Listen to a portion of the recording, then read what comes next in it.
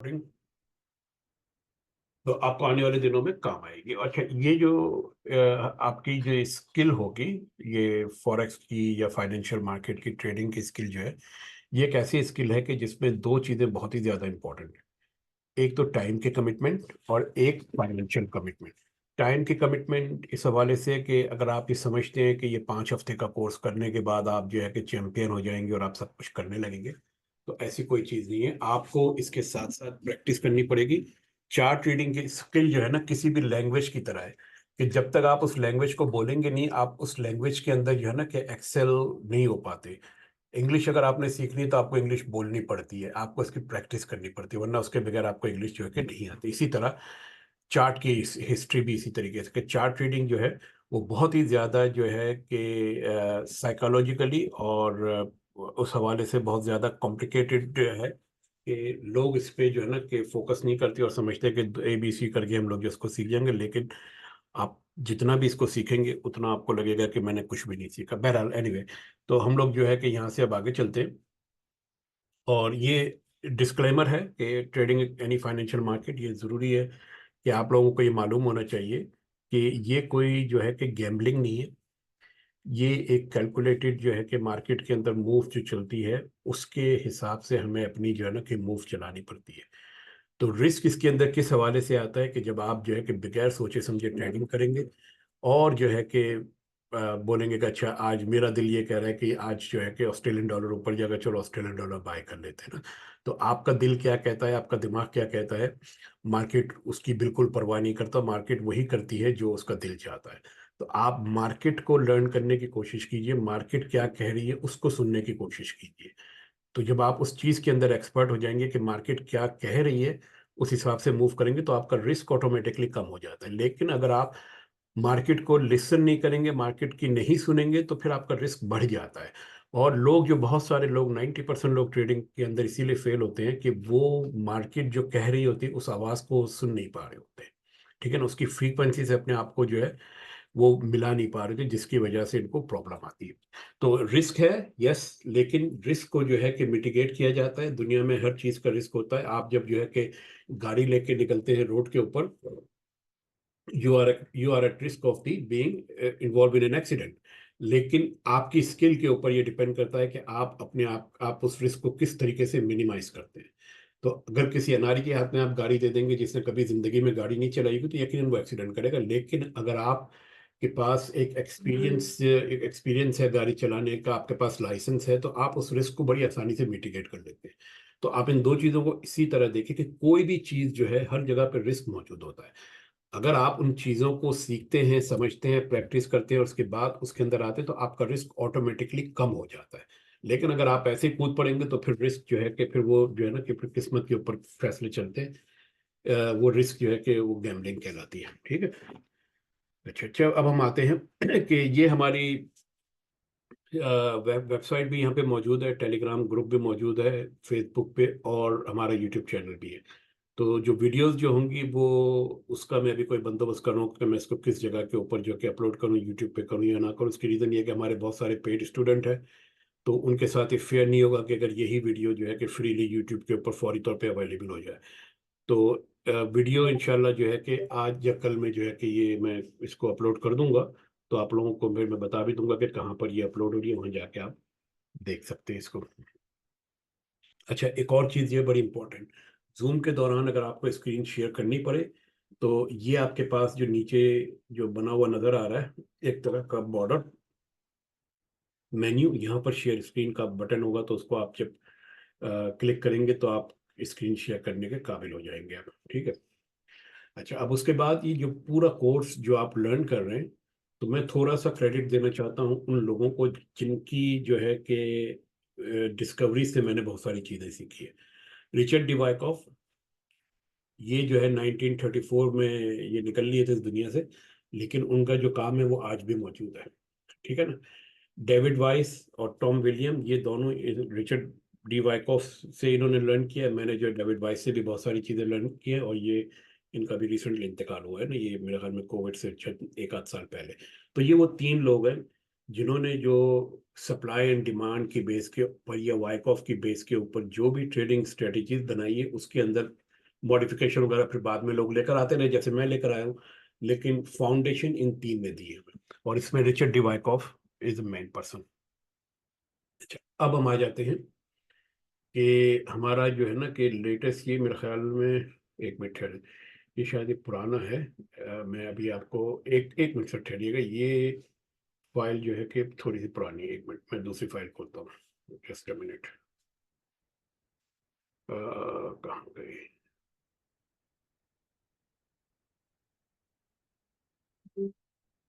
Open 17 that's the one. ये भी नहीं है, एक मिनट है। एक मिनट सर ठहरिएगा, मैं फाइल जो है मेरे दूसरे लैपटॉप से आनी चाहिए यहाँ पे, वरना इसको फोल्डर से खोल लेता हूँ मैं। ओके,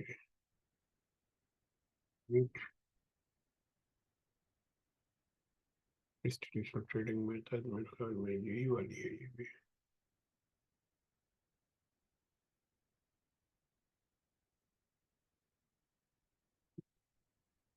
अच्छा, एक मिनट, जस्ट 1 मिनट, मैं इसको निकालता हूँ, ढूंढता हूँ।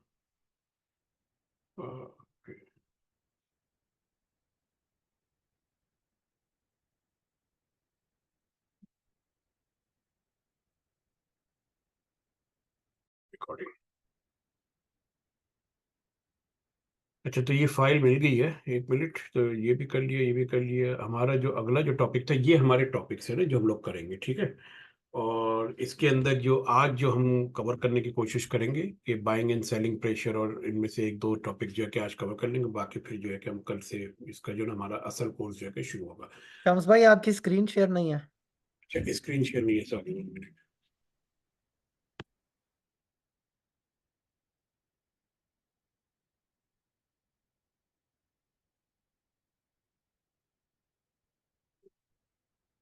अब आ गए नजर?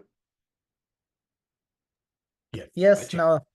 ठीक है। अच्छा, तो हमारा जो ये कोर्स जो आज आप जो लर्न करने जा रहे हैं ना, तो ये इसकी कोर्स की आउटलाइन है पूरी, ठीक है। इसके अंदर हम लोग बिल्कुल बेसिक से शुरू करेंगे, और उस बेसिक के अंदर आपको जो कैंडल स्टिक्स जो है ना, कि उसको रीड कैसे करनी है, ओपनिंग का होती है, क्लोजिंग का होती है, सारी चीज़ें वहां से हम शुरू करेंगे। तो मेरी ये शुरू में हो सकता है कि थोड़ा सा ये स्लो जाए, लेकिन मेरी कोशिश आप लोग वो एट द एंड जो है ना कि इसको आसानी से इसको हजम कर सके, तो फिर हम जो है कि बाद में इसके अंदर वो भी कर लेंगे क्या, इसको स्पीड अप थोड़ा कर लेंगे, लेकिन शुरू में थोड़ा सा स्लो होगा, ताकि आप बेसिक्स जो है ना कि इसकी समझ सकें। अच्छा, एक और इम्पॉर्टेंट चीज़ ये है कि हमने एक व्हाट्सएप ग्रुप बनाया है, और मैं ये चाहूँगा कि आप लोग उस ग्रुप के अंदर जो है ना कि शामिल हो जाएं सारे अफराद। तो मैं लिंक जो है कि इसके अंदर शेयर कर रहा हूँ, और उससे आसानी हो जाएगी कि कम्युनिकेशन में थोड़ी सी आसानी हो जाएगी हमें, और कुछ नहीं होगा इसके अलावा। तो ये लिंक जो है कि मैं कॉपी यहाँ पे चैट के अंदर शेयर कर रहा हूँ। तो आप लोग जो है कि कोशिश ये करें कि आप आ जाए ना,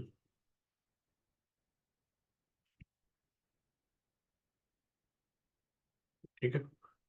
बाद में जो है कि मैं किसी और जरिए से भी मैं भिजवा दूंगा ये।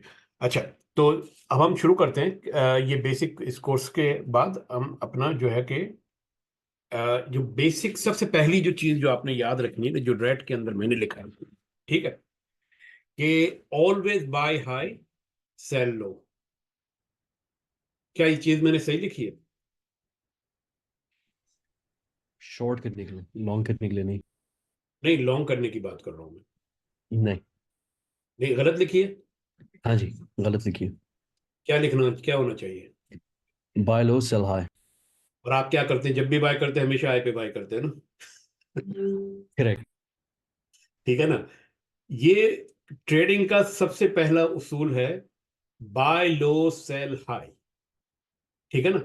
कि आप किसी भी सूरत में आपके पास ये डिसिप्लिन होना चाहिए कि आप मार्केट को चेस नहीं करेंगे, क्योंकि अगर आप मार्केट को चेस करेंगे तो आप वही करेंगे जो मैंने यहाँ पे लिखा है, कि बाय हाई सेल लो, ठीक है। मैं इसको जो है कि मैंने जानबूझ के ये गलत लिखा था, क्योंकि मैं ये चाह रहा था कि लोगों को ये चीज जो है ना कि जहन नशीन हो जाए कि we always buy low, we always sell high, ठीक है। अच्छा, अब बाय लो सेल हाई का मतलब ये हुआ कि हमें पता होना चाहिए कि मार्केट में लो कहां पर है और हाई कहां पर है। ये चीज जो है कि आप आने वाले लेक्चर्स के अंदर जो है कि लर्न करेंगे। एक और चीज बड़ी इंपॉर्टेंट है, never bye, never sell low, never buy high. इसका मतलब ये है कि भाई अगर ट्रेड नहीं है तो मत करो, खामोखा की जो है ना कि वो मत करें, कि never buy high, never sell low. ठीक है ना, यानी एक तो है कि बाय लो सेल हाई, ये तो मेन चीज हो गई। Never buy high, never sell low, कि कभी भी हो जाए, कुछ भी हो जाए, कभी भी आप हाई प्राइस के ऊपर बाय नहीं करेंगे और लो प्राइस के ऊपर आप सेल नहीं करेंगे। ठीक है, तो ये चीज आप अपने दिमाग में बिठा लें कि मार्केट चाहे कुछ भी हो जाए, कहीं पे भी चली जाए, कुछ भी हो जाए, you will never ever buy low, you never ever sell high, sorry, you never ever sell low and buy high. ठीक है ना। अच्छा, एक और चीज ये है कि इसके अंदर जो है ना कि बहुत सारे टाइम फ्रेम्स होते हैं ट्रेडिंग की मार्केट के अंदर। तो आपने जो है ना कि जो हायर टाइम फ्रेम आपके जो हैं, उससे आपको मार्केट की जो डायरेक्शन जो है उसको समझने की कोशिश करनी है। ये भी हम इस दौरान जो है ना कि लर्न करेंगे। अच्छा, एक और चीज ये है कि नेवर चेस द मार्केट और प्राइस। ठीक है ना, कि भाई पूरी दुनिया भी चाहे कहे कि अरे जो है कि चीजें चल रही है ऊपर से, जल्दी जल्दी बाय कर लो, you never chase the market, never buy और या प्राइस। ठीक है ना। इसकी एग्जाम्पल ऐसे ले लें कि आज सुबह ही मैंने किसी को दी थी कि अगर आप एक बस स्टॉप के ऊपर खड़े हो और वहां पे एक गाड़ी बहुत तेजी से आगे गुजर रही है या बस आगे गुजर रही है, आप उसमें चढ़ने की कोशिश करेंगे चलती बस के अंदर, तो आप अपने आप को जख्मी करेंगे। बस आएगी आपके लिए, आपके स्टॉप के ऊपर रुकेगी, तब आप उसके अंदर सवार होंगे, वरना अगली बस का इंतजार कीजिए। ठीक है ना। So never chase the market और प्राइस। ठीक है, ये बड़ा इंपॉर्टेंट, ये दो जो पॉइंट है ना, पहला और ये चौथा, इनको, इन दो को आप याद रखेंगे कि जो है कि 50% के करीब जो है ना कि इश्यूज जो है कि आपके लॉसेस के रिजॉल्व हो जाएंगे। अब मैं आपके सामने इन दो के हवाले से एक छोटा सा चार्ट दिखाता हूं मैं। ठीक है, ये है एयूडी जेपीवाई। सही है। अच्छा, अब बल्कि मैं इस पे दिखाता हूँ आपको ना एयूडी जेपीवाई का चार्ट। हाँ, इस पे भी वही है। ठीक है, एयूडी जेपीवाई ये डेली टाइम फ्रेम का चार्ट है। सही है। अच्छा, मार्केट फर्ज करें कि इस जगह के ऊपर है। ठीक है, किसी ने बोला कि यार मार्केट ने बहुत ऊपर चली गई यहां से, तो इसने लाजमन जो है ना कि शॉर्ट होना है, सेल करना है। तो हमारे दोस्त ने क्या किया कि इस जगह से मार्केट एयूडी जेपीवाई को शॉर्ट कर दिया। ठीक है, उन्होंने जो है कि बाय हाई नहीं किया, इन्होंने हाई के ऊपर बाय नहीं किया, इन्होंने यहाँ पे शॉर्ट किया है। ठीक है ना, इन्होंने यहाँ पे शॉर्ट किया, इसका मतलब है कि सेल हाई का जो रूल है उसको उन्होंने सामने रखा है। ठीक है, लेकिन उन्होंने यहाँ पे दो चीजें मिस कर दी है। उनको नहीं पता कि मार्केट इससे भी ऊपर जाएगी कि नहीं जाएगी। He was just here and he thought like yes this enough is enough. उनके दिल ने कहा कि यार मार्केट ऑलरेडी बहुत ऊपर चली गई, इससे ज्यादा ऊपर क्या जाएगी, तो मजीद नीचे जाएगी। लेकिन उसके बाद क्या होता है, मार्केट जो है कि एक पुल बैक लेती है। ठीक है, यहां पे आके वो बड़े खुश हो गए कि देखा मैं कह रहा था ना कि यहां से शॉर्ट कर लो, मार्केट नीचे आएगी।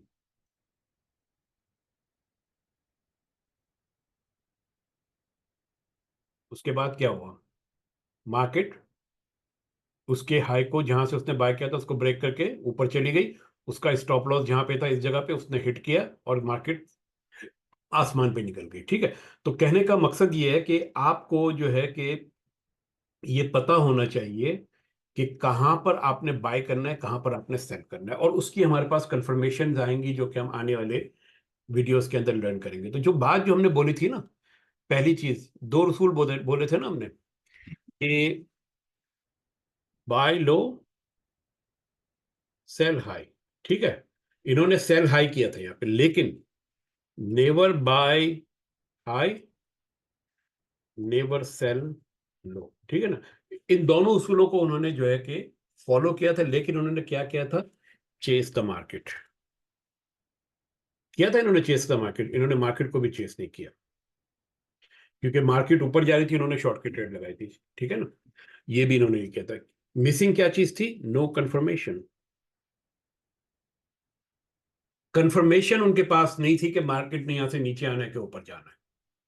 ठीक है, इसका मतलब ये हुआ कि उनको ये जो प्रिंसिपल है buy low sell high, never buy high never sell low, इसको तो फॉलो किया, मार्केट को चेज भी नहीं किया, जितनी बातें बताई। लेकिन क्योंकि उनको चार्ट की हिस्ट्री पढ़ना नहीं आ रही थी, ही डोंट अंडरस्टैंड व्हाट्स हैपनिंग, यहाँ पे क्या हो रहा है, चार्ट की हिस्ट्री पढ़ना नहीं आ रही थी। तो उन्होंने जब यहाँ पे बाय सेल किया तो मार्केट फिर आपके ऊपर चले गई, ये सारी लॉस में ट्रेड हो गई, ठीक है ना। तो ये चीजें उस वक्त जो है कि वैलिड होती है जब आपको पता हो कि चार्ट पे प्राइस हिस्ट्री क्या कह रही है, ठीक है ना। अब यहाँ पे एक बड़ा इंपॉर्टेंट रूल है कि प्राइस हिस्ट्री जो होती है ना चार्ट की, चार्ट हिस्ट्री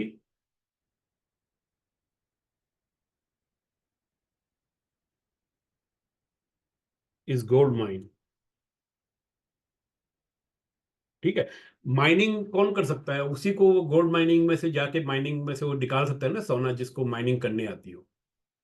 तो इस गोल्ड माइन, आपकी चार्ट हिस्ट्री आपके लिए गोल्ड माइन है, अगर आपको पता है कि चार्ट हिस्ट्री को रीड करके मुझे आगे कैसे फोरकास्ट करना है, प्रेडिक्शन करनी है, ठीक है। एक और उसूल यहां पर मैं लिखता हूं कि लिसन टू द मार्केट, ठीक है ना। Listen to the market, market को सुनने की कोशिश करें, मार्केट आपसे कहना क्या चाह रही है। अगर मार्केट क्या कहना चाह रही है अगर आप वो नहीं समझते तो आपकी ट्रेडिंग के अंदर जो है ना आपको ये चीजें प्रॉब्लम करती है, ठीक है। तो ये बेसिक उसूल हैं जो मैं बताना चाह रहा था इन तीन के हवाले से, नंबर 1 और नंबर 3 के हवाले से, ठीक है ना। जैसे देखें यहाँ पे आए ना, learn to read incorrect information on the chart. जब आप गलत चीजें लर्न करेंगे ना तो असल जो चीजें हैं ऑटोमेटिकली आपके दिमाग में आने लग जाएंगी, ठीक है।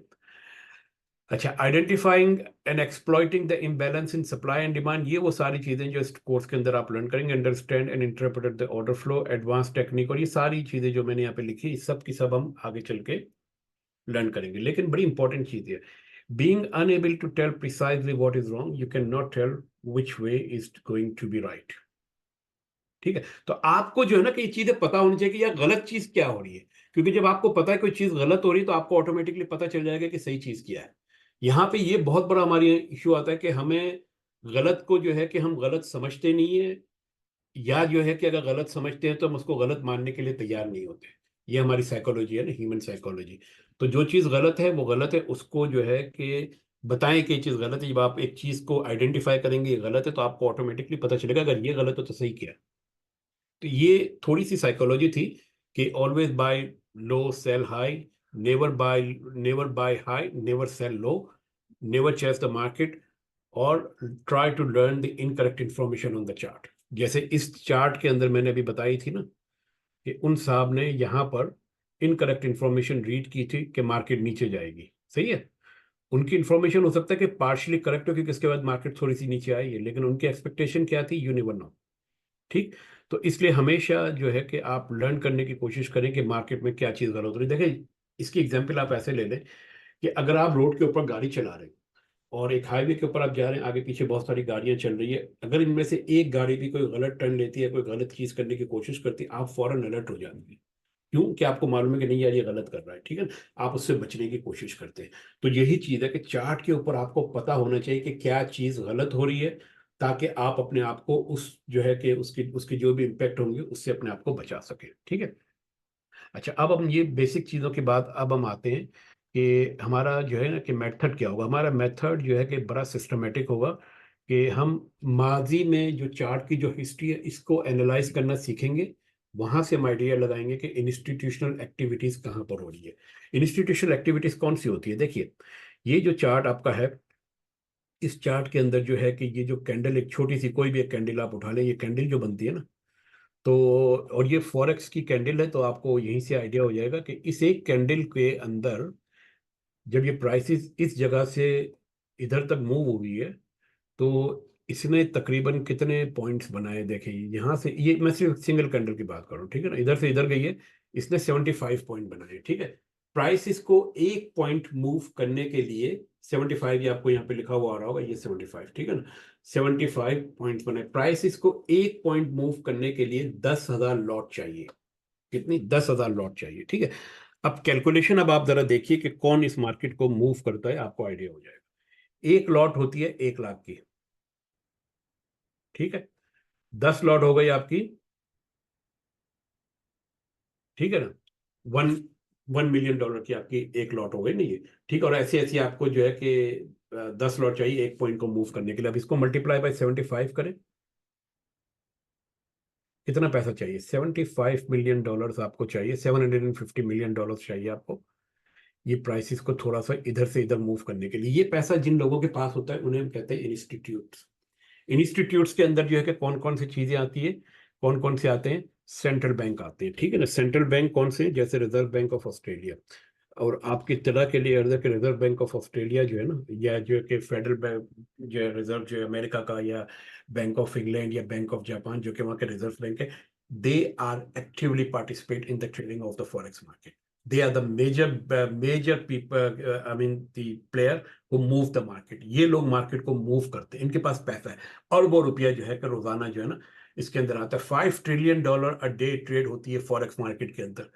ये $5 ट्रिलियन जो इन्हीं लोगों के पास हो सकता है, किसी और के पास नहीं हो सकता। इसके बाद दूसरे नंबर पे जो आते हैं टीयर 1 बैंक्स आते हैं, ठीक है। टीयर 1 बैंक के अंदर कौन कौन से कंट्रीज शामिल, कौन कौन से? जैसे बैंक ऑफ अमेरिका हो गया। कॉमनवेल्थ बैंक टीयर 1 बैंक नहीं है, मैं आपको बता दूं। ऑस्ट्रेलिया का कोई भी बैंक इसमें शामिल नहीं। सिटी बैंक हो गया, बैंक ऑफ अमेरिका हो गया। इसके बाद आपका HSBC हो गया। फिर इसके बाद आपका जो है कि और जो अमेरिका के जो एक दो बैंक है वो हो गए, ठीक है ना। ये सारे टीयर 1 बैंक में आते हैं, ठीक है ना।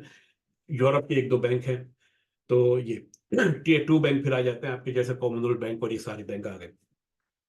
फिर उसके बाद इसको तो मैं इसको जो है ना कि यहाँ पे कर देता हूँ tier 1 bank and tier 2 bank, ठीक है ना।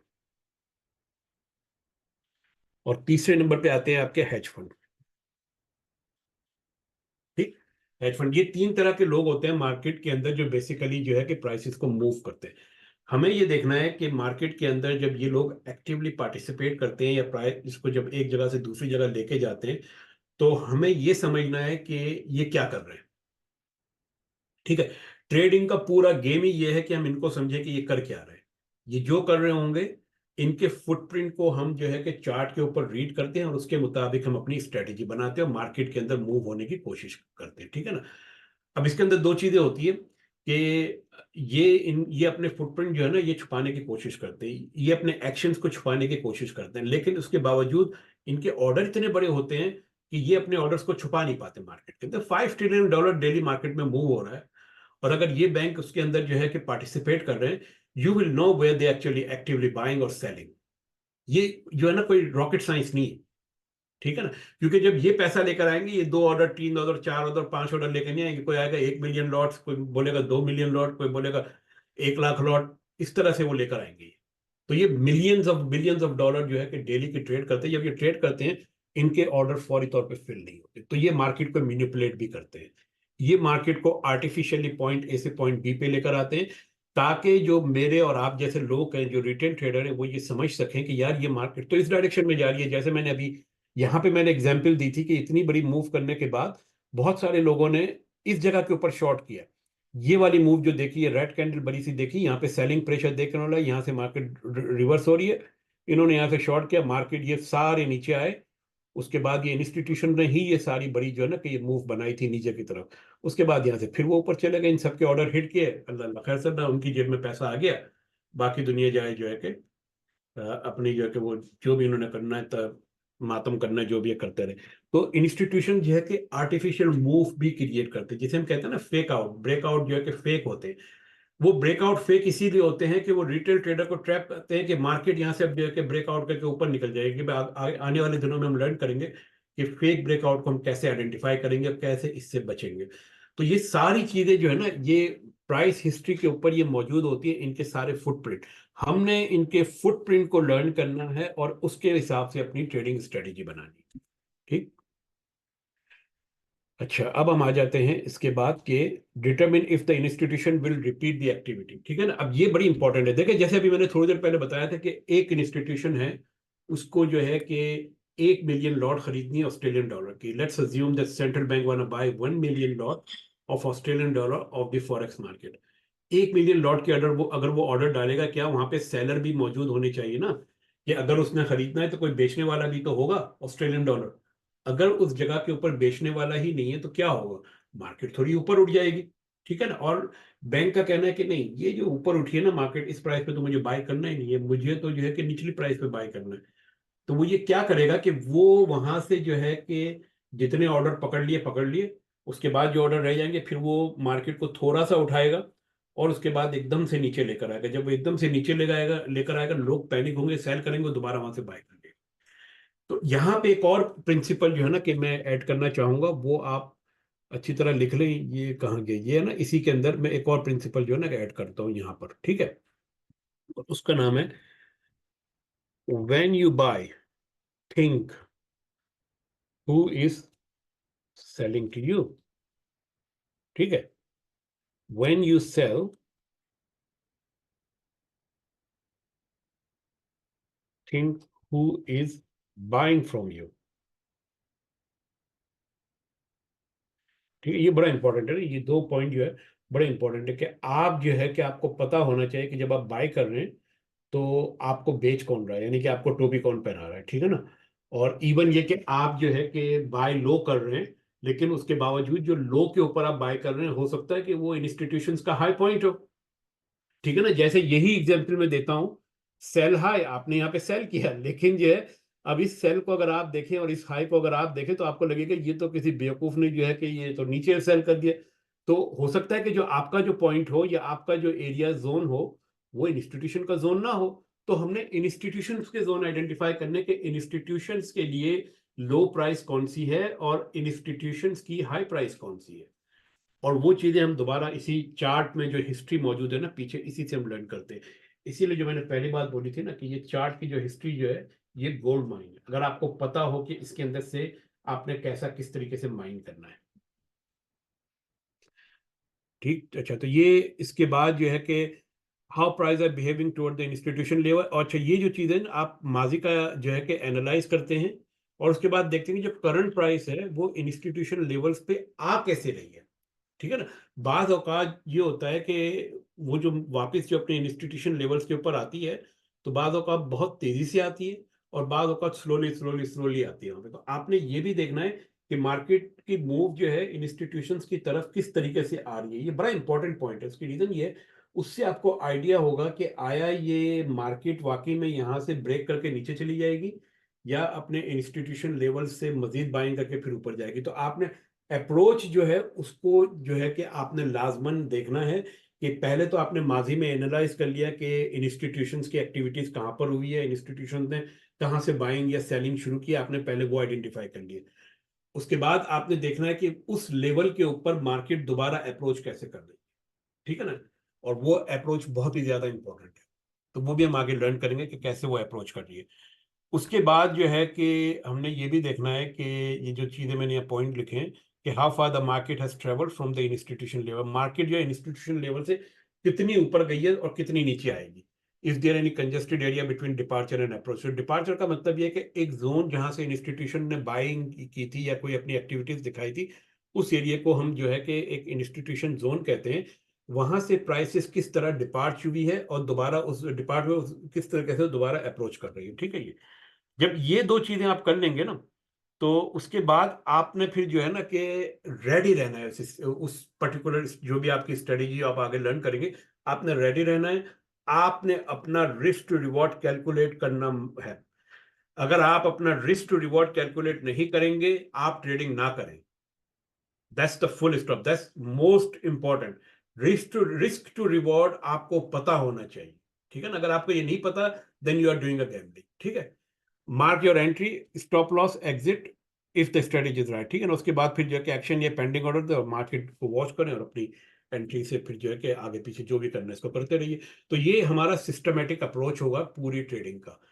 Analyse the past, approach how the market is coming to the institutional level, identify your trading strategy for the trade, calculate risk to reward, pending order, सही है। अच्छा, अब उसके बाद हमारी जो असल जो चीज़ हम आ जाते हैं कि कैंडल स्टिक की फॉर्मेशन के ऊपर। यहाँ से जो है कि पहला जो हमारा चैप्टर जो है कि वो शुरू होता है और उसके अंदर अब हम जो है ना कि समझने की कोशिश करते हैं क्या होती है। देखें, every time A bid and ask prices move up and down, it's provide three type of the data: bid price, ask price और वॉल्यूम। बिड और आस्क क्या होता है? बिड और आस्क ये होता है कि आस्क प्राइसेस के ऊपर जहां पे चीजें बिक रही होती है और बिड प्राइसेस जो ये होती है जहां पर आप अपनी चीजें सेल कर रहे होते हैं, ठीक है ना। और चार्ट के ऊपर आपको ये दोनों प्राइसिंग नजर आती है। देखिए, अगर मैं यहाँ पे जाऊं और इसकी प्रॉपर्टीज के अंदर जाके यहाँ पर मेरे पास एक चीज होगी कि शो आस्क प्राइस, ये मैंने आस्क प्राइस यहाँ पे कहा शो कर दो, ठीक है ना। अच्छा, इसी तरह जो है कि यहाँ पर बिड प्राइसेस भी नजर आएगी आपको, और कलर तो रेडी है ना, ठीक है। अच्छा, अब आप आ जाइए, ये चूंकि डेली टाइम फ्रेम है ना, इसलिए आपको यहाँ नजर नहीं आएगी, लेकिन आप जरा 15 मिनट में चले जाइए तो आपको प्राइसिंग नजर आएंगी आपको, ठीक है। देखिए, ये इस वक्त करंट प्राइसेस आपकी यहाँ पे चल रही है, और चूंकि आपका स्प्रेड कम है मार्केट के अंदर, तो इसी के आगे पीछे आपकी जो है कि दूसरी प्राइसेस भी चल रही है। जैसे अगर मैं 1 मिनट पे ये देखें, अब आपको फर्क नजर आ गया, रेड और ये देख रहे हैं ना, तो एक आपकी जो है कि एक के ऊपर आप बाय करते हैं और एक के ऊपर आप सेल करते हैं, तो जो बिड प्राइस होती है उसके ऊपर जो है कि आप सेल करते हैं, और जो आस्क प्राइस होती है, यानी कि देखें ना, जब आप इसको इस तरह लेंगे, कोई चीज आप लेने जाते हैं दुकानदार से, तो दुकानदार आपसे एक पर्टिकुलर प्राइसेस की डिमांड करता है, ठीक है ना, तो उसे हम कहते हैं आस्किंग प्राइस। तो यही आपकी आस्क प्राइस होती है। जब आप कोई चीज, अपनी घर की कोई चीज दुकानदार को या कबाड़ी को बेचने जाते हैं, तो आप इसको ऑफर करते हैं, भाई मैं इतने में बेच रहा हूँ, लेकिन उसके मुकाबले में वो बिड लगाता है कि नहीं, मैं तो इतने में लूंगा, तो उसे कहते हैं बिड प्राइस। तो जब आप कोई चीज बेचते हैं तो आप बिड प्राइस के ऊपर बेचते हैं, जब आप कोई चीज खरीदते हैं तो आस्किंग प्राइस के ऊपर खरीदते हैं। अब आप इसको यहीं से अंदाजा लगा लें कि इस जगह के ऊपर जो है ना, कि ये देखिए, ये फर्क है ना, आप जो है कि यहाँ पे खरीद रहे हैं 1.107.540, ठीक है ना, जब आप बेचने जा रहे हैं तो वो आपकी प्राइसेस जो है कि थोड़ी सी चेंज हो जाती है। तो इसीलिए जो है ना, कि अगर प्राइसेस नीचे आ रही होंगी तो आपको जो है ना, कि जब बेचने जाएंगे तो आपकी जो सेलिंग प्राइसेस है अक्सर उससे कम में मिलती है। तो ये आप बड़ा इंपॉर्टेंट पॉइंट है कि आस्किंग प्राइस क्या होती है। When you buy something from a shop, shop actually ask a certain price from you, उसको हम कहते हैं आस्किंग प्राइस, ठीक है। जब कोई चीज आप बेचने जाते हैं और दुकानदार आपसे एक प्राइसेस मांगता है, वो कहता है, वो बिडिंग करता है ना, उसके मैं इतने में लूंगा, दूसरा कहता है मैं इतने में लूंगा, वो बिड प्राइस होती है। तो बिड के ऊपर सेल होता है, आस्क के ऊपर बाय होता है, ठीक। अच्छा, तो ये आपकी बिड एंड आस्क प्राइसेस आपकी इस तरीके से जनरेट होती है। अच्छा, उसके बाद साथ ही साथ वॉल्यूम भी आता है, कि एक certain level point of time के ऊपर जो है कि किसी भी मार्केट के अंदर कितना वॉल्यूम जनरेट हुआ। अच्छा, अब आप ये वॉल्यूम भी अगर आप इसके अंदर देखें ना, तो आपको यहाँ पे नजर आ जाएगा। तो यहाँ पे एक चीज होती है प्रॉपर्टीज में, अगर आप जाएंगे तो यहाँ पर होगा वॉल्यूम शो वॉल्यूम, ठीक है। ये वॉल्यूम मैंने शो करवा दिया, ठीक है।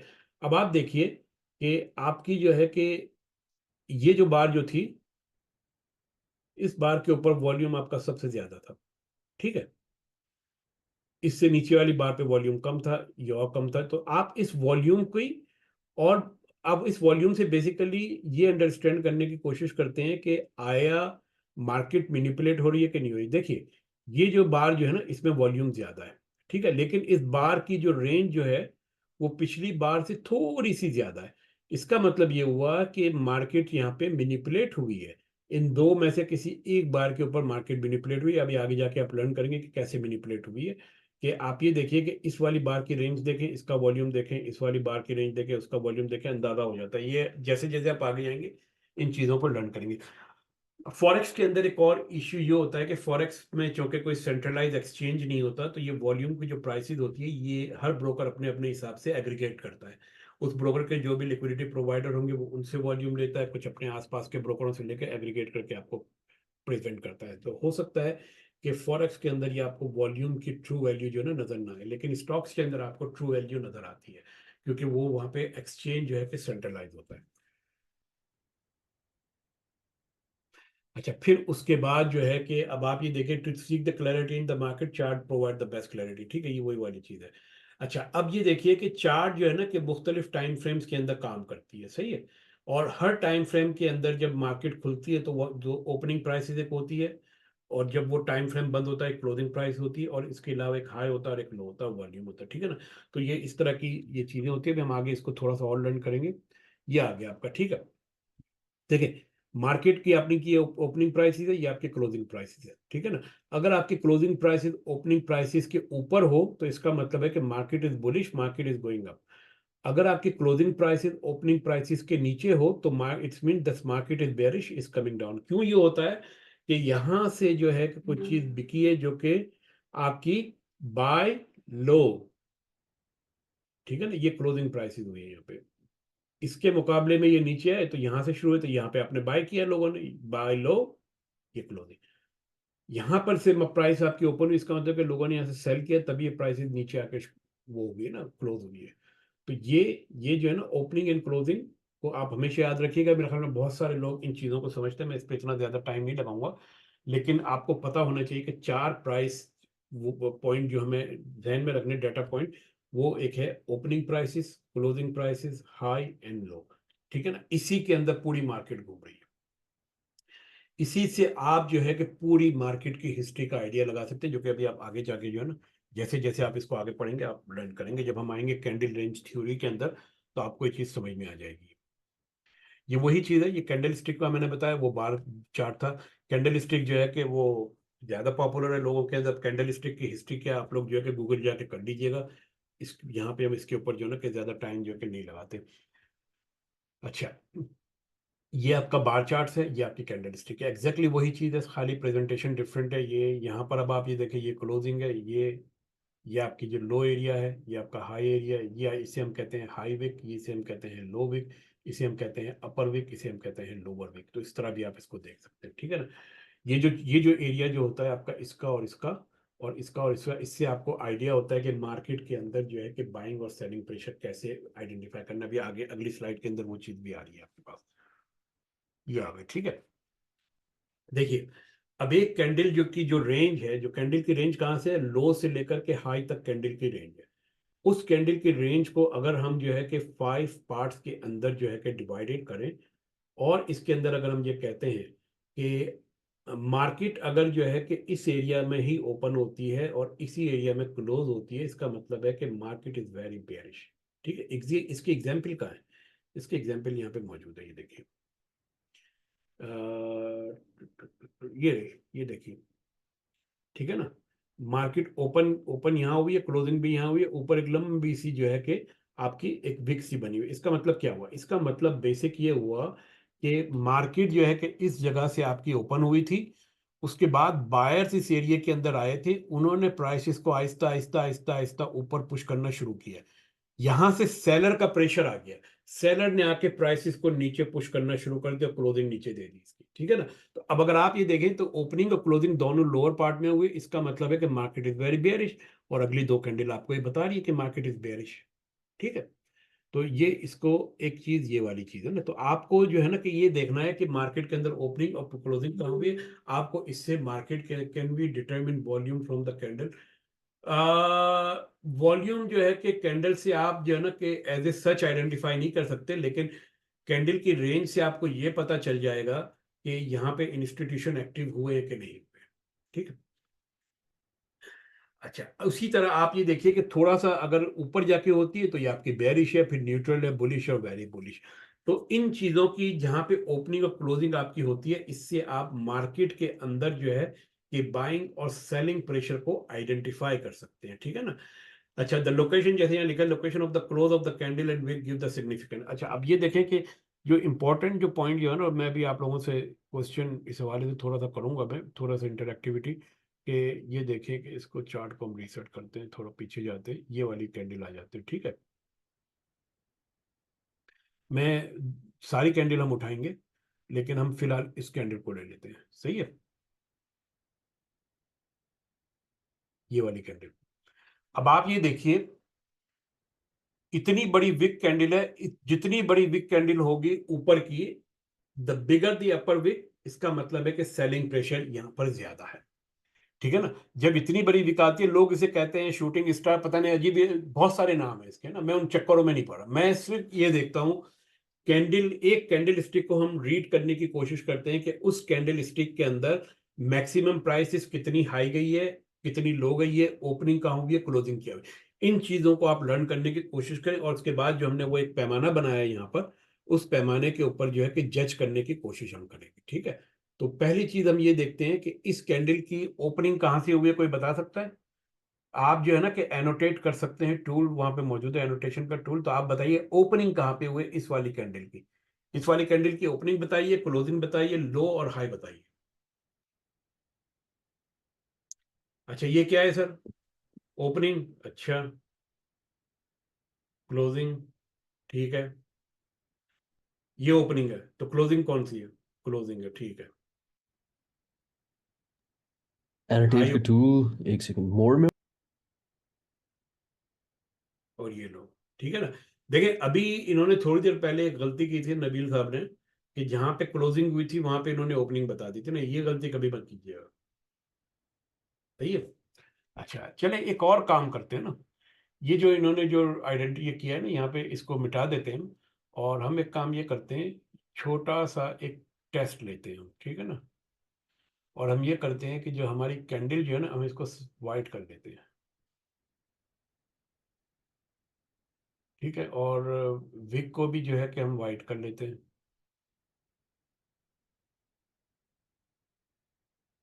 अब आप बता सकते हैं कि इसकी ओपनिंग और क्लोजिंग कहाँ हुई है? एनोटेट का टूल मेरे पास नहीं है, लेकिन नहीं, ओपनिंग एनोटेट क्लोजिंग मुझे पता है। का टूल मौजूद होगा टॉप के ऊपर, जहाँ पे नजर आ रहा होगा ना आपको, यहाँ पे कुछ लिखा हुआ, उसको ड्रॉप डाउन करेंगे तो हाँ एनोटेशन आ जाएगी।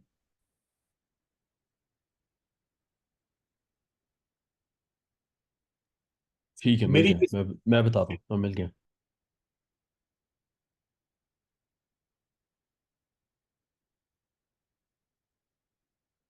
अच्छा सॉरी सर, मैंने डिलीट कर दी। ये ओपनिंग है, जी सर, ये ओपनिंग है। ये क्या है, हाई है, ये लो है, क्लोजिंग का है।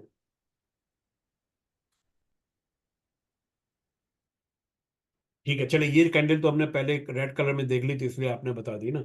अब जो है कि एक दूसरी कैंडल उठाते हैं ना।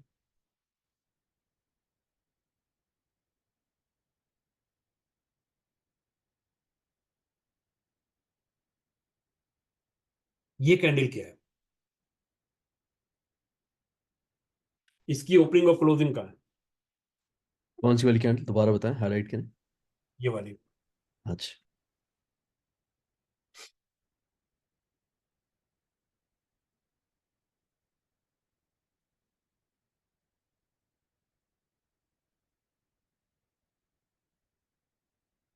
ठीक है।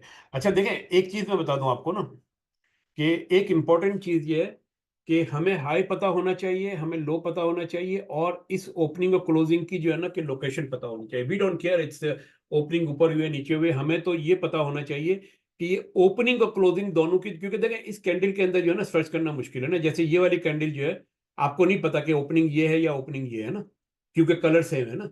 अगर मैं कलर चेंज कर दूंगा तो शायद आपको पता चल जाए, लेकिन मुझे उससे मैटर नहीं है। मुझे इस कैंडल से इससे मैटर है कि मेरी अपर विक जो है कि वो बड़ी है, या नीचे वाली विक जो है कि बड़ी है। ठीक है। ओपनिंग और क्लोजिंग दोनों की पोजीशन जो है कि लोअर पार्ट में, मिडिल पार्ट में, ऊपर के पार्ट में कहां पर है, ये चीज जो है ना कि मोस्ट इंपॉर्टेंट है। अब जैसे ये वाली कैंडल है, इस कैंडल की जो है ना कि आप देखें कि लोअर विक बहुत बड़ी है ना ये, और ऊपर जो है कि यहाँ पे आपके पास जो है कि सेलिंग प्रेशर कम है, लेकिन मार्केट उसके बाद नीचे गई है, तो व्हाट डज इट मीन? आप इसको कैसे इंटरप्रेट करेंगे? एक मिनट में जरा पानी पी के आया मैं।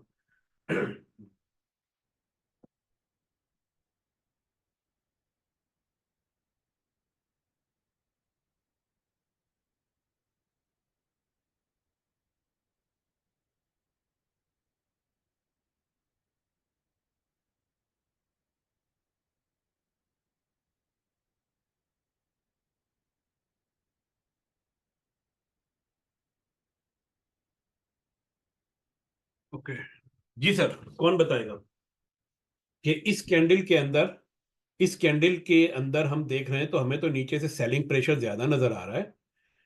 मार्केट की इसकी ओपनिंग और क्लोजिंग भी ऊपर पार्ट में हुई है, तो और यहां पर हमने ये बताया है कि it should be very bullish और बुलिश, लेकिन उसके बाद मार्केट नीचे क्यों आई है?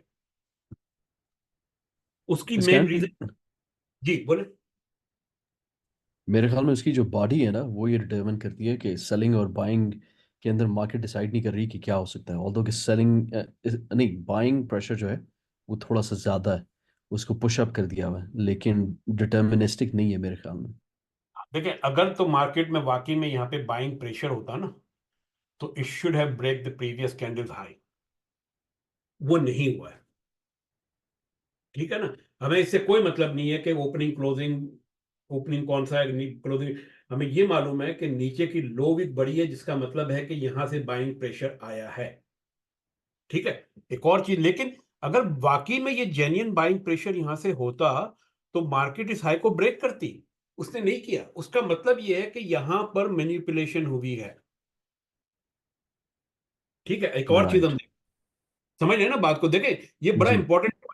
ये जो चीज जो अब मैं आपको थोड़ी सी मैं यहाँ पे अभी आगे चल के बताना था, लेकिन मैं भी बता देता हूँ। देखिए कैंडल की जो क्लोजिंग जो होती है ना, वो दो तरह से होती है। ये आपकी एक कैंडल है, ठीक है। ये regardless of the colour, colour को आप, चले मैं कलर इसका चेंज कर देता हूँ ना, मैं इसको कर देता हूँ वाइट कर देता हूँ, ठीक है ना। देखिए ये एक आपकी एक कैंडल बनी है, ठीक है। इस कैंडल की जो है कि आपके पास फिर जो है कि यहाँ पर एक विक आ गई, ठीक है। उसके बाद क्या हुआ कि यहाँ से एक दूसरी कैंडल आपकी बन गई, ठीक। और इस कैंडल की भी यहाँ पर एक अदद विक आ गई है, सही। देखिए अगर इस कैंडल के अंदर इंस्टीट्यूशन वाकई में एक्टिव होते, they want to buy, then तो वो क्या करते कि इसकी जो पिछली कैंडल की जो हाई है ना, कम से कम वो तो जो है कि आपकी बॉडी से ब्रेक होती।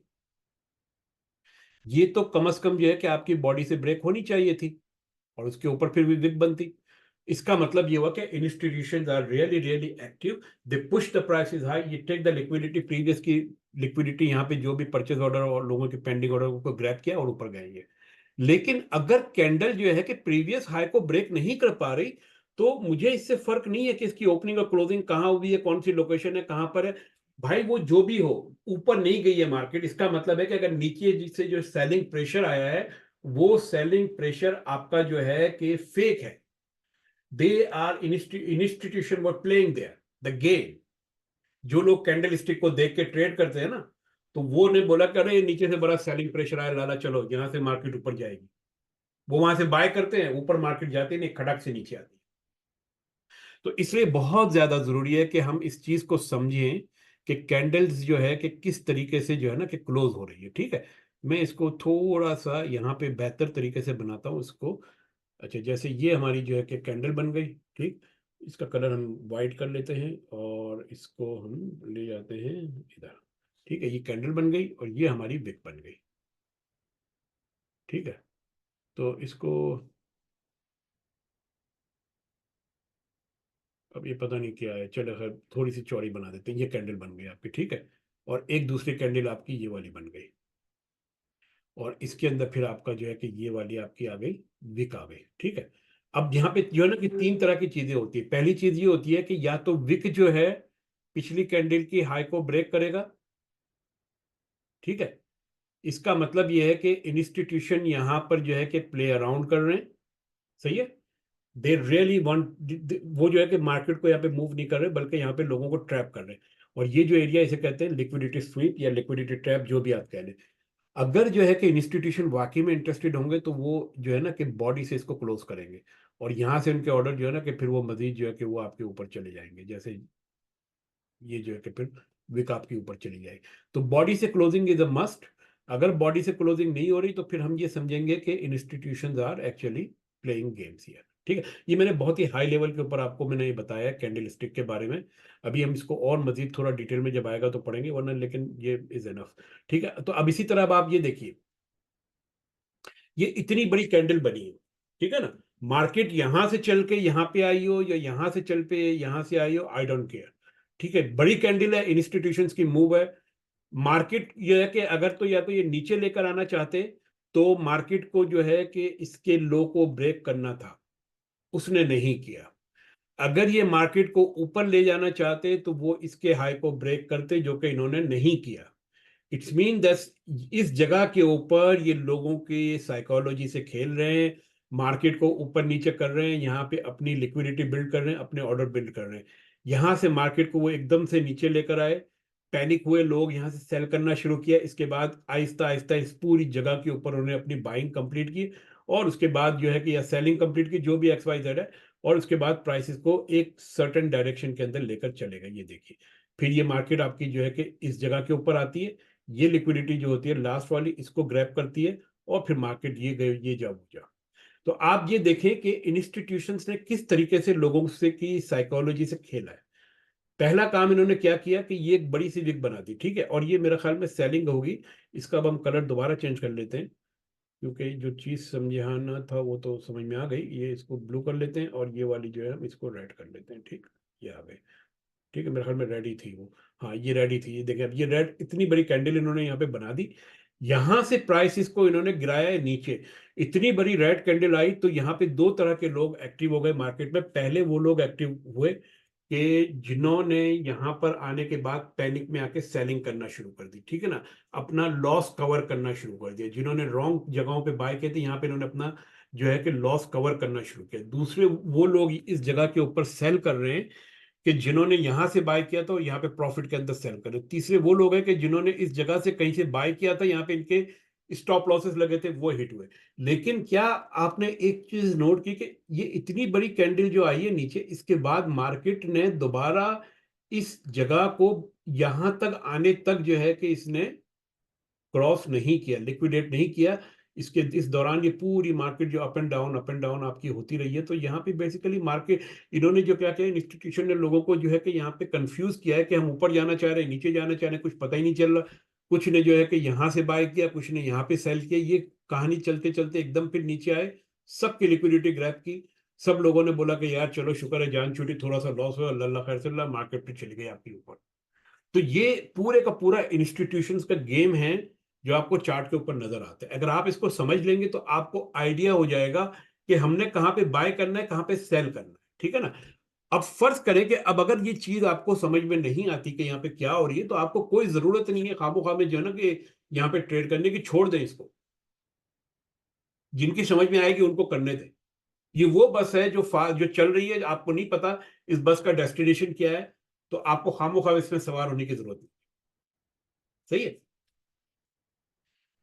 तो ये चीज जो है ना कि आपको इस बाइंग और सेलिंग प्रेशर को आपने बड़ी अच्छी तरीके से समझना है कि ओपनिंग क्लोजिंग कहां पे हो रही है। ऊपर जो है कि आपकी अपर विग बढ़ी है या लोअर विग बढ़ी है, लेकिन उसके साथ साथ आपको ये भी जज करने की कोशिश करनी है कि इस कैंडल की फॉर्मेशन पिछली कैंडल के मुकाबले में कैसी हुई है, ठीक है। खाली स्ट्रेट अवे एक कैंडल को आप जो है ना कि हाईलाइट करके या समझ के जो है ना कि आप आगे नहीं चल सकते। ये पूरी कैंडल जो है कि इसका एक कॉन्टेक्स्ट है, और वो कॉन्टेक्स्ट जो है कि पिछली चंद कैंडल्स है, उससे आप इसको रीड करने की कोशिश करेंगे। आइसोलेशन में आप इसको रीड करने की कोशिश नहीं करेंगे, ठीक है। एक मिनट, क्या हो गया।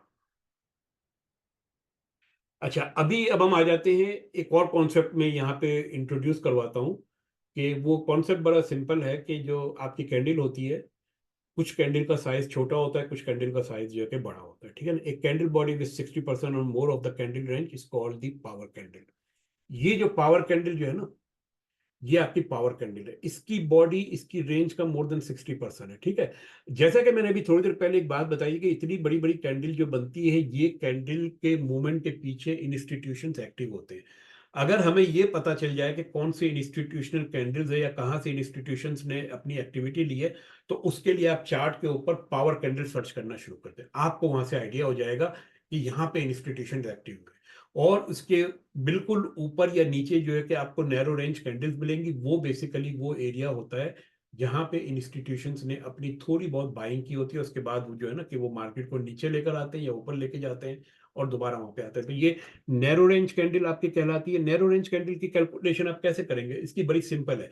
प्रीवियस 10, 12, 13, 20, 25 जो भी कैंडल का आप चाहें उसके उसके रेफरेंस में आप देखें, आपको आइडिया हो जाएगा कि नैरो रेंज कैंडल कौन सी है, पावर रेंज कैंडल कौन सी है, ठीक है ना।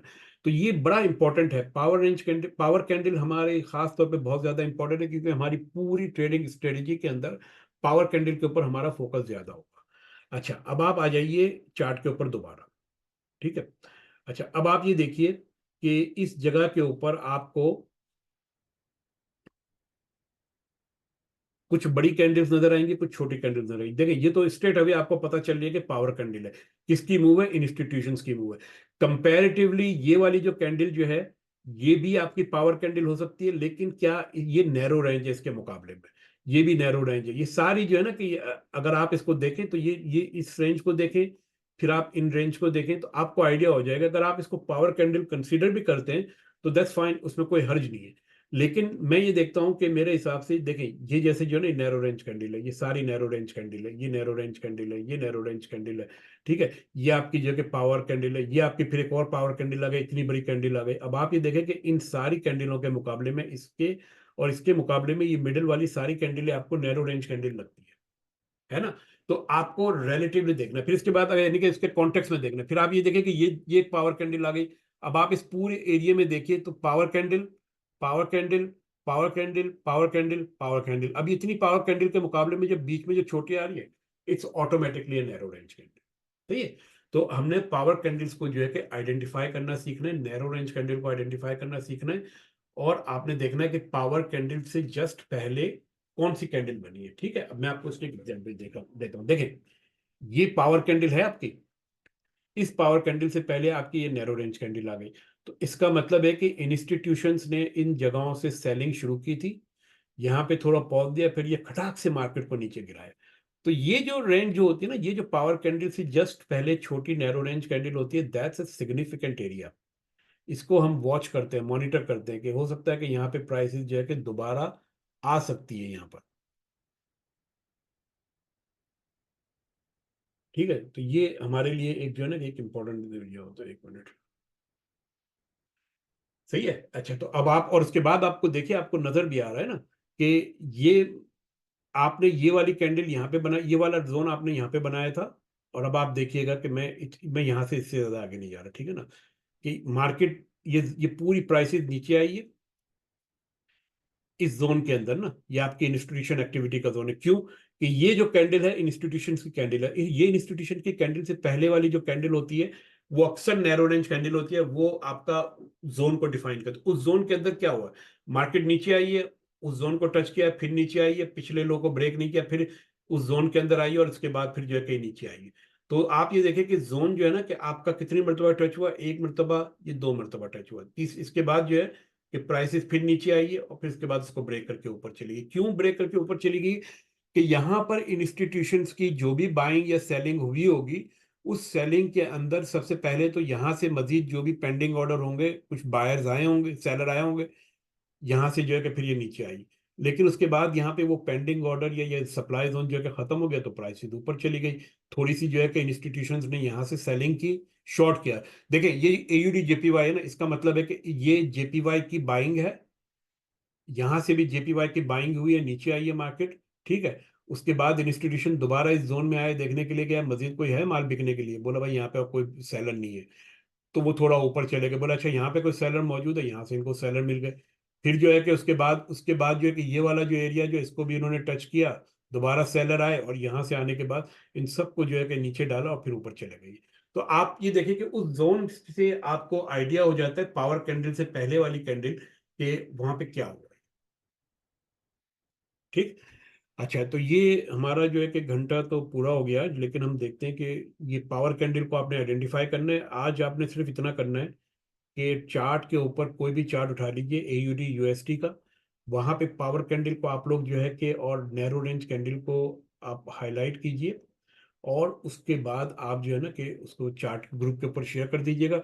अच्छा, देखिए वो जो उस बंदे जो हमने यहाँ पे इस जगह पे जो हमारी सेलिंग हुई थी ना, उन साहब ने ये नहीं देखा था कि यार ये पावर रेंज कैंडल है भाई, क्या ये पावर कैंडल है, ये बड़ी स्ट्रॉन्ग कैंडल है। इंस्टीट्यूशन ने यहाँ से यहाँ तक प्राइसेस लेके गए हैं, उसके पीछे यकीनन उनका कोई ना कोई मकसद होगा। तो मैं यहाँ पे शॉर्ट क्यों करूंगा? लेकिन अगर आपको ये पावर कैंडल का कॉन्सेप्ट नहीं पता होगा, तो लोगों ने फिर वहां से शॉर्ट कर दिया। इसलिए पावर कैंडल का कॉन्सेप्ट जो है कि बड़ा इंपॉर्टेंट है। अच्छा, अब आप इधर आ जाइए, हम इधर आ जाते हैं। देखिए, ये पावर कैंडल है आपकी, मार्केट थोड़ी सी जो है कि पॉज हुई है, फिर आहिस्ता आहिस्ता ऊपर जा रही है, ठीक है ना। अब आप जरा इस एरिया से देखिए, power candle, narrow range candle है लेकिन फुल कैंडल है, यहां से आपका मोमेंटम शुरू हुआ है, आहिस्ता आहिस्ता आपका मोमेंटम यहाँ पे खत्म हो रहा है, कैंडल्स का साइज छोटा होता जा रहा है, फिर एकदम से पुश आया, फिर आपका ये नीचे आ रहा है ना। ये वो चीजें होती है कि आपने इन चीजों को देखना पड़ता है, और उसके हिसाब से आपने ट्रेड लेनी होती है, ठीक है। किसी के ध्यान में कोई सवाल, जो आज तक जो चीज हमने लर्न की है, मैं यहाँ पर उसका खुलासा लिख देता हूँ जो हमने लर्न किया है। हमने जो है कि टच की है ट्रेडिंग साइकोलॉजी पे, ठीक है। अच्छा, दूसरी इसके बाद हमने एक चीज यहाँ पे टच की है, कंस्ट्रक्शन ऑफ कैंडल। ठीक है, ये हमने लर्न कर लिया है। तीसरी चीज हमने लर्न कर लिया है कि बाइंग एंड सेलिंग प्रेशर।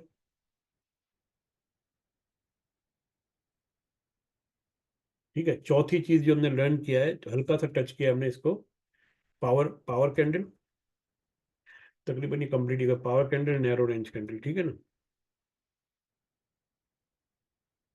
अब कल जब हम आएंगे दोबारा 8:30 के ऊपर, तो फिर उसके बाद हम लर्न करेंगे कि ये जो कॉन्सेप्ट आपने लर्न किया, इसके उसके उसके कॉन्टेक्स्ट के अंदर हम मार्केट को रीड कैसे करेंगे। ठीक, कोई सवाल किसी के जहन में?